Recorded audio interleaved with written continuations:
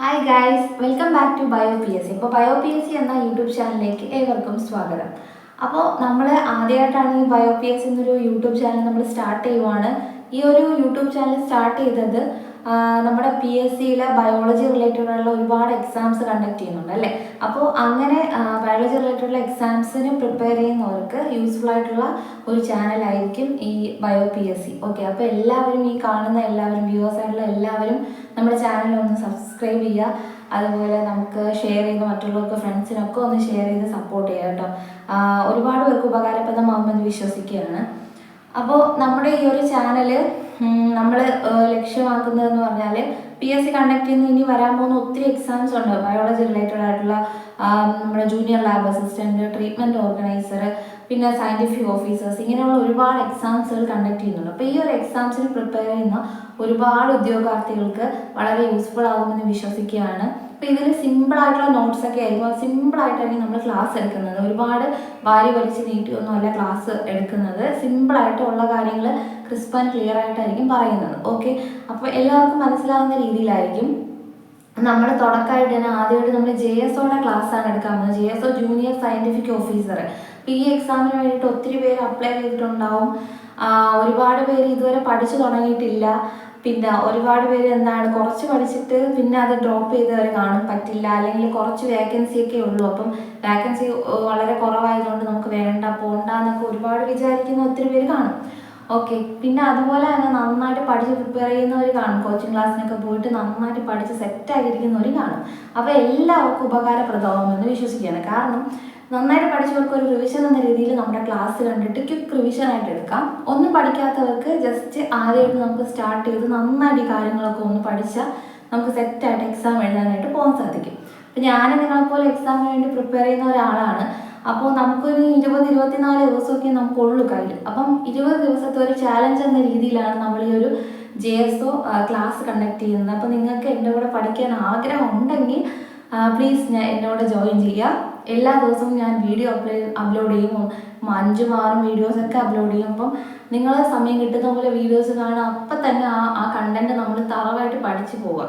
Okay, ഇനി നമുക്ക് ഒരു റിവിഷൻ ടൈമൊന്നും കിട്ടത്തില്ല. സോ അതുകൊണ്ട് തന്നെ വേഗം പഠിച്ചു പോകാനായിട്ട് ട്രൈ ചെയ്യാം. ഓക്കെ, അപ്പോൾ വേഗം തന്നെ നമുക്ക് പോകാം. 20 ദിവസം കൊണ്ട് നമുക്ക് എന്ത് ചെയ്യാം, JSO നേടിയെടുക്കാം എന്നോടൊപ്പം. അപ്പം നമുക്ക് ആദ്യമായിട്ട് നമുക്ക് സിലബസ് ഒന്ന് ജസ്റ്റ് ഓവർലൈൻ ചെയ്ത് പറയാം. നമ്മുടെ JSOയുടെ സിലബസ് എന്ന് പറയുന്നത് നമ്മൾ നോക്കുവാണെങ്കിൽ 3 പാർട്ടാണ്. ഒന്നെന്ന് പറയുന്നത് മൈക്രോബയോളജി, 2 ബയോകെമിസ്ട്രി, 3 MLT പോർഷനാണ്. അപ്പോൾ MLT 40 മാർക്കിനും ബാക്കി 2 30 മാർക്ക് വീതമാണ്. അപ്പോൾ നമുക്കിതിൽ സ്മാർട്ടായിട്ട് പഠിച്ചു കഴിഞ്ഞാൽ പെട്ടെന്ന് നമുക്ക് കുറച്ച് കാര്യങ്ങൾ പഠിക്കാൻ ഒരുപാട് മാർക്ക് നേടാനായിട്ട് സാധിക്കും. എങ്ങനെയാണെന്ന് വെച്ചാൽ നമുക്കിപ്പോൾ ഇതിൽ കോമൺ ആയിട്ടുള്ള കുറേ ടോപ്പിക്സ് ഉണ്ട്. അതായത് മൈക്രോബയോളജിയിലും ബയോകെമിസ്ട്രിയിലും MLT പോർഷനിലും വരുന്ന കുറേ കോമൺ ടോപ്പിക്കുകൾ.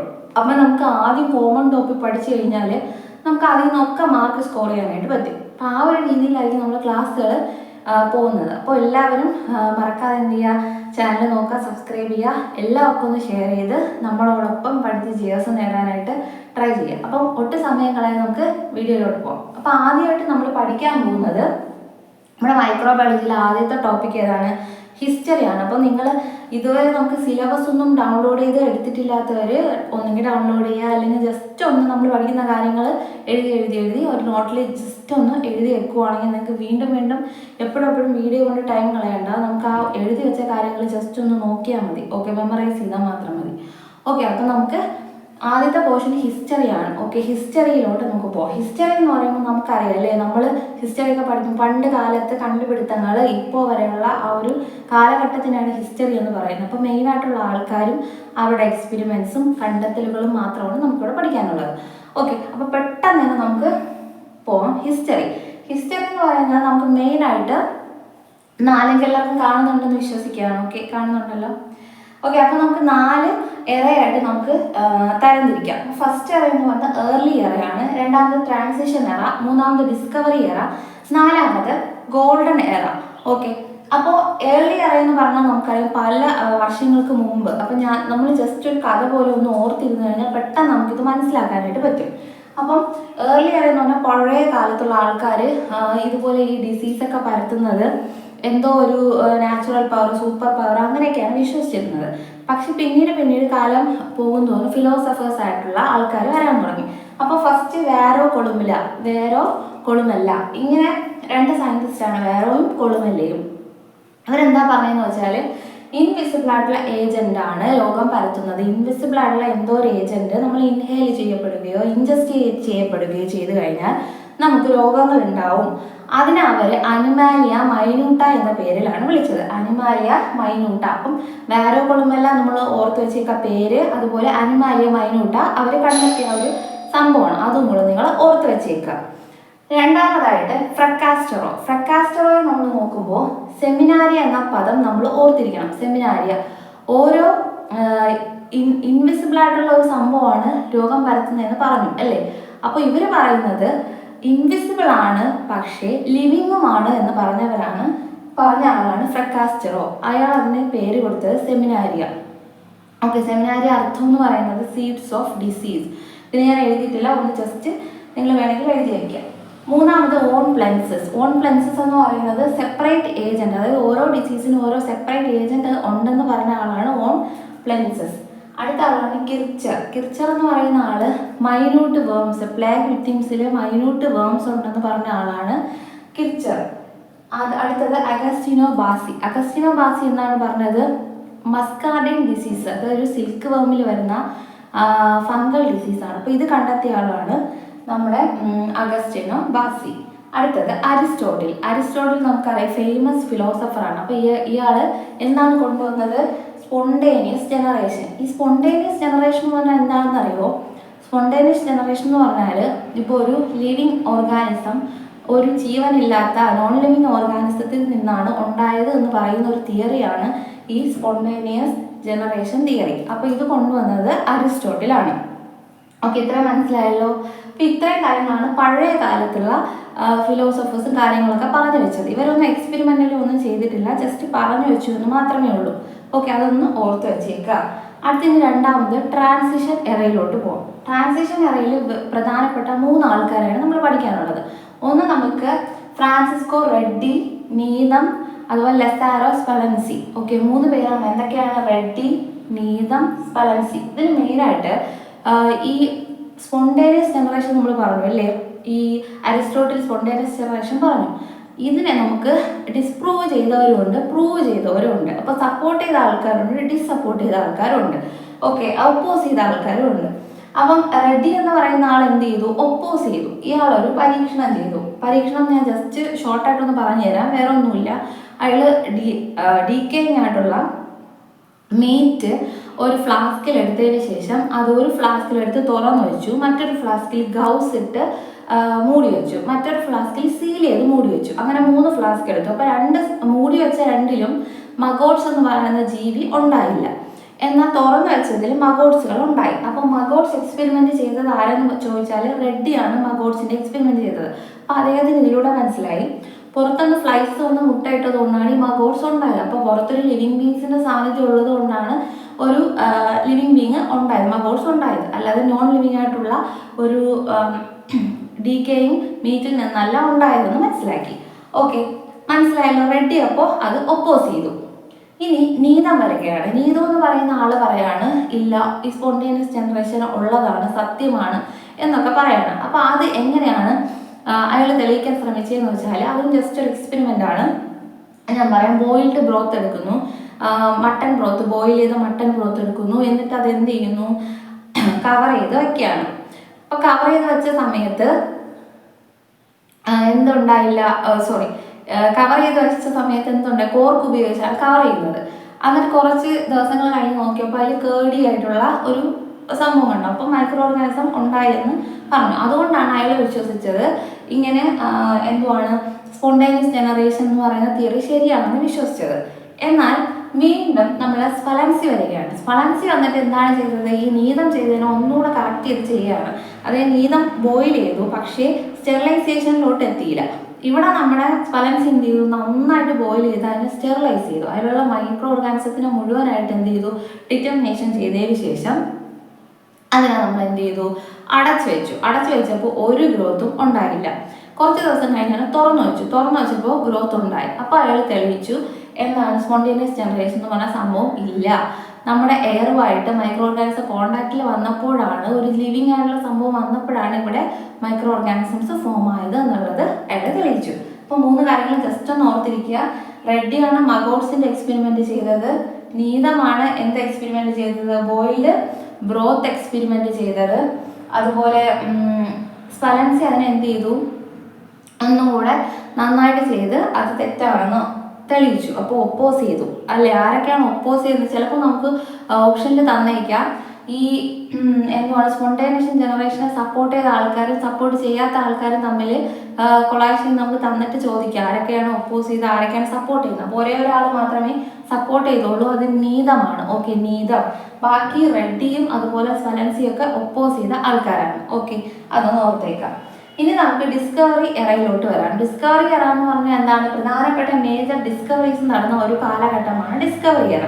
അപ്പോൾ ഇവിടെ നമ്മൾ റോബർട്ട് ഹുക്ക് അതുപോലെ തന്നെ ആന്റോണി വാൻ ലീവൻഹുക്ക് ഇവരെ രണ്ടുപേരെയാണ് പ്രധാനപ്പെട്ടത് പറയുന്നത്. അപ്പോൾ റോബർട്ട് ഹുക്ക് നമുക്ക് എല്ലാവർക്കും അറിയുന്ന കാര്യമാണ്, സെല്ല് കണ്ടുപിടിച്ച ആളാണ്. അതുപോലെ ആന്റോണി വാൻ ലീവൻഹുക്ക് ഫാദർ ഓഫ് മൈക്രോബയോളജി ആണ്. പിന്നെ അനിമൽ ക്യൂൾ എന്ന് പറയുന്ന വേർഡ് കണ്ടെത്തി അല്ലെ, അനിമൽ ക്യൂൾ എന്ന് അതിനെ പേരിട്ട് വിളിച്ചു. മൈക്രോസ്കോപ്പിയൊക്കെ ഡിറ്റക്ഷൻ ചെയ്തു. പ്രോട്ടീസ്റ്റ, ബാക്ടീരിയ ഇതിനെയൊക്കെ കുറിച്ചുള്ള ഒരു ഓവർവ്യൂ നമുക്ക് തന്ന ഒരാളാണ് ആന്റോണി വാൻ ലീവൻഹുക്ക് എന്ന് പറയുന്നത്. ഇനി നമുക്ക് ഗോൾഡൻ എറയിലോട്ട് പോകും. ഗോൾഡൻ എറയിലാണ് ഏറ്റവും പ്രധാനപ്പെട്ട 2 സയന്റിസ്റ്റിനെ കുറിച്ചാണ് ഇവിടെ പറയുന്നത്. ലൂയിസ് പാസ്റ്റർ അതുപോലെ റോബർട്ട് കോച്ചിനെ കുറിച്ചാണ് നമുക്കിവിടെ പ്രധാനപ്പെട്ട പഠിക്കാനുള്ളത്. അപ്പോൾ ലൂയിസ് പാസ്റ്റർ നമുക്കറിയാം father of medical microbiology. Terms ഒക്കെ ഒന്ന് ഓർത്ത് ലൂയിസ് പാസ്റ്റർ ആണ് father of medical microbiology. Father of microbiology എന്ന് ചോദിച്ചാൽ ആന്റോണി വാൻ ലീവൻഹുക്ക് എന്ന് പറയാം. മെഡിക്കൽ എന്ന് പറയുകയാണെങ്കിൽ അത് ലൂയിസ് പാസ്റ്റർ ആണ്. അതുപോലെ ലൂയിസ് പാസ്റ്റർ ആണ് സ്വാൻ നെക്ട് എക്സ്പെരിമെന്റ് ചെയ്തത്. അതായത് സ്വാൻ നെക്ട് ഷേപ്പിലുള്ള ഒരു എക്സ്പെരിമെന്റ് വെച്ചിട്ട് ഇയാൾ ഈ സ്പോണ്ടേനിയസ് ജനറേഷൻ എന്ന് പറഞ്ഞ തിയറീനെ എന്ത് ചെയ്തു? അന്ത്യം കുറിക്കുകയാണ് ഉണ്ടായത്. മറിച്ച് ജേം തിയറി എന്ന് പറഞ്ഞ ഒരു സാധനം കൊണ്ടുവന്നു. ജേം തിയറി എന്താണ്? ജീവനുള്ള ഒരു സാധനത്തിൽ നിന്നാണ് ജീവനുള്ള ഓർഗാനിസം ഉണ്ടാകുന്നത് എന്നുള്ളതാണ് ജേം തിയറി. അപ്പോൾ ആ ഒരു സ്വാൻ നെക്ട് എക്സ്പെരിമെന്റ് കൊണ്ടുവന്നത് ആരാന്ന് ചോദിച്ചാൽ, സ്വാൻ നെക്ട് എക്സ്പെരിമെന്റ് ആരാണ് ചെയ്തതെന്ന് ചോദിച്ചാൽ ആരാണ്? ലൂയിസ് പാസ്റ്റർ ആണ്. അതുപോലെ ജേം തിയറി കൊണ്ടുവന്നതും ഈ ഒരു എക്സ്പെരിമെന്റിലൂടെയാണ്. പിന്നെ പാസ്ചറൈസേഷൻ, സ്റ്റെറിലൈസേഷൻ, പിന്നെ എന്താണ് ഹോട്ട് എയർ ഓവൻ, ഇങ്ങനെയുള്ള ഒരുപാട് പ്രോസസ്സൊക്കെ നമുക്ക് തന്നത് ആരാണ്? ലൂയിസ് പാസ്റ്ററിന്റെ സംഭാവനകളാണ്. അതൊക്കെ നമ്മൾ ഓർത്ത് ഇവിടെ വളരെ കുറച്ച് മാത്രമേ ഞാൻ എഴുതിയിട്ടുള്ളൂ. ബാക്കി നിങ്ങൾക്ക് കിട്ടുന്നതൊക്കെ ഒന്ന് കളക്ട് ചെയ്ത് നോക്കുക. ഓക്കെ, അത് നമുക്ക് വാക്സിൻസ് കണ്ടെത്തിയില്ലേ? റാബിസിന് അതിനുള്ള ആന്ത്രാക്സ് വാക്സിൻ ഇതെല്ലാം കണ്ടെത്തിയത് നമ്മുടെ ലൂയിസ് പാസ്റ്റർ ആണ്.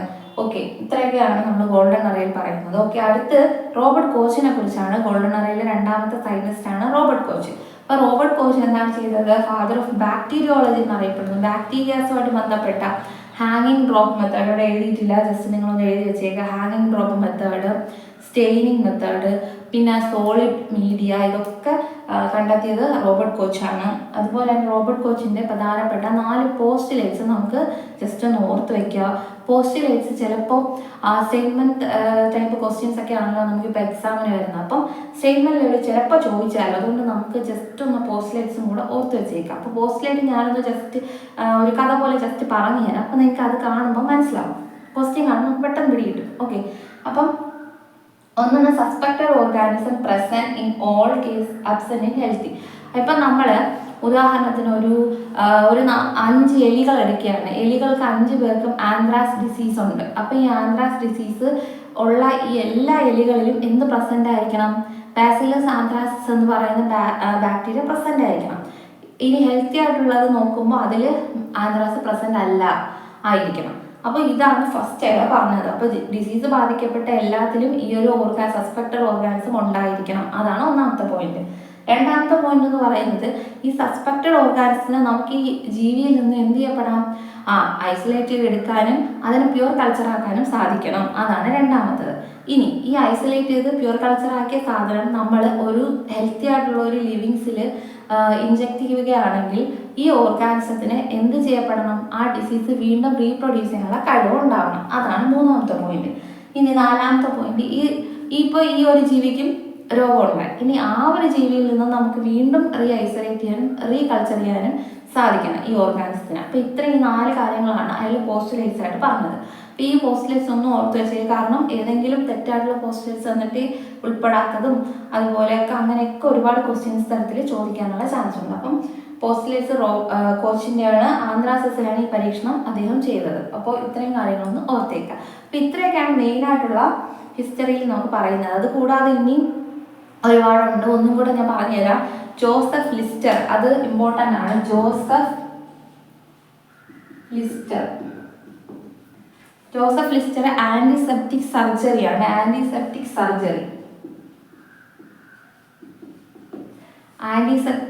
സർജറിയാണ്. എക്സാമ്പിൾ ഒന്ന് എഴുതി വെച്ചാൽ കാർബോളിക്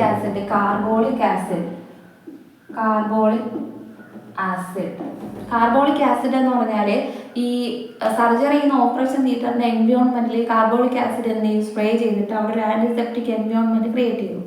അതിനെയാണ് നമ്മൾ ആന്റിസെപ്റ്റിക് സർജറി. അത് ഫാദർ ഓഫ് ആന്റിസെപ്റ്റിക് സർജറി എന്ന് ചോദിച്ചാൽ ജോസഫ് ലിസ്റ്റർ ആണ്. പിന്നെ നമുക്ക് അറിയാവുന്ന സാധനമാണല്ലേ ആന്റിബയോട്ടിക്കുള്ള പെൻസിലിൻ കണ്ടുപിടിച്ചാരാണ്? നിങ്ങൾക്ക് എല്ലാവർക്കും അറിയാമായിരിക്കും. അലക്സാണ്ടർ ഫ്ലെമിംഗ് ആണ്. പിന്നെ അതുപോലെ എർലിഷ് എന്ന് പറയുന്ന വ്യക്തി, എർലിഷ് എന്നാണ് കണ്ടുപിടിച്ചത്? ആർസനിക് കോമ്പൗണ്ട് വെച്ചിട്ട് സിഫിലിസ് എന്ന രോഗത്തിന് ഹീമോതെറാപ്പി എന്ന് പറഞ്ഞ സംഭവം കണ്ടെത്തി. സാൽവരാസൻ, അതൊക്കെ എർലിഷ് എന്ന പേരുമായിട്ട് ബന്ധപ്പെട്ടാണ്. അപ്പോൾ ഇതുപോലെ കുറച്ച് ഇമ്പോർട്ടൻ്റ് ആയ ആൾക്കാരുണ്ട്. അതൊക്കെ ജസ്റ്റ് ഒന്ന് ഓർത്ത് വെച്ചേക്കാം. അപ്പോൾ മെയിനായിട്ട് ഇത്രയും കാര്യങ്ങൾ നിങ്ങളൊന്ന് ഓർത്ത് വെച്ചേക്കാം. അപ്പോൾ ഇത്രയൊക്കെ ഉള്ളൂ ഹിസ്റ്ററിനെ കുറിച്ച്.